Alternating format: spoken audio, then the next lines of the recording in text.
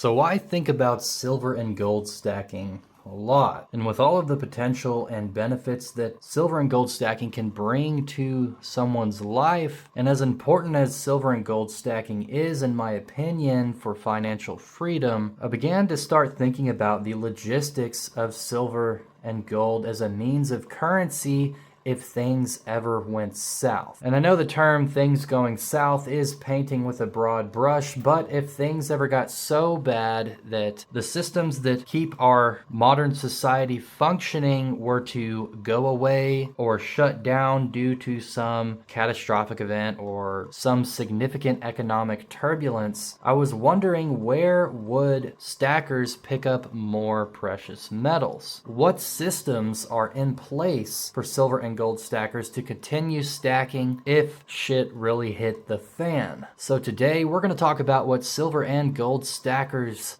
desperately need in the event of a catastrophe. Let's get into it.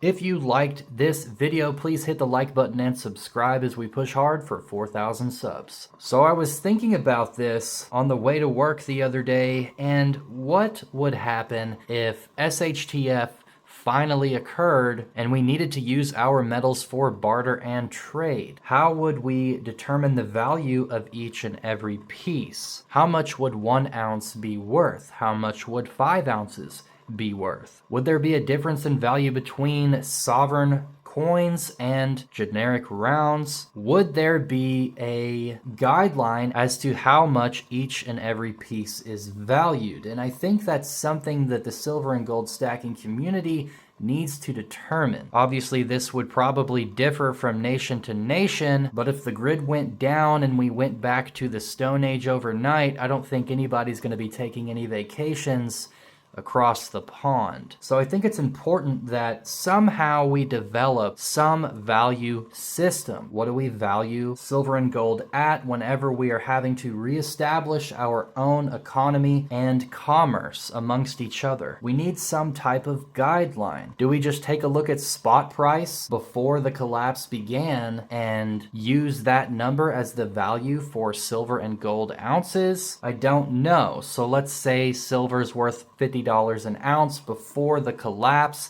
and we all know that and we're all on the same page with that. Do we translate that to the barter system that we would use once SHTF finally happened? Let's say 1 ounce of silver can buy $50 worth of groceries before the collapse began. Is that how we determine the value of silver? How do we figure out what the value is? We need to develop some type of system. That way we are all on the same page if something like this were to ever happen. Now, will this happen? I doubt it, but it's better to have it and not need it than to need it and not have it. So we need to figure out some way to determine the value of these metals in a post-apocalyptic scenario. Another thing we need to take into account is, how are we going to continue developing divisibility with silver? There's tons of 10 ounce, 20 ounce, kilo, 100 ounce bars out there that would likely need to be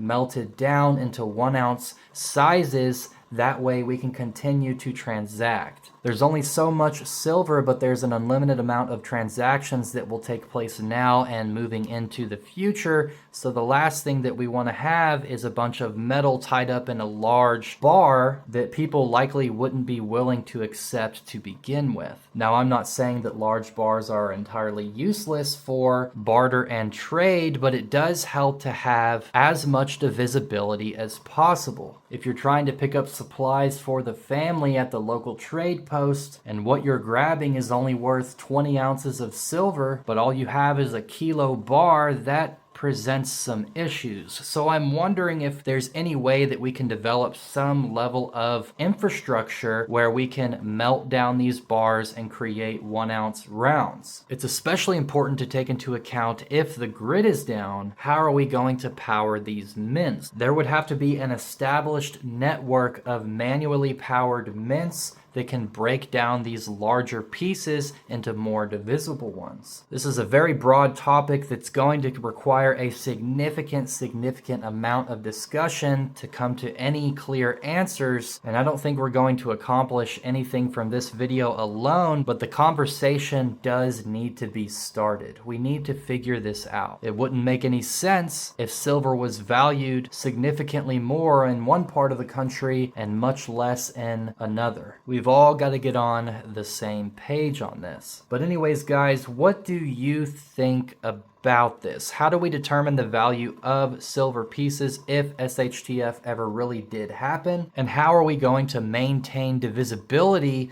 given that transactions will continue to take place as long as humans are around? But anyways, guys, I really look forward to seeing what y'all's opinions are on this because I find this topic very interesting. But stay safe out there, keep stacking.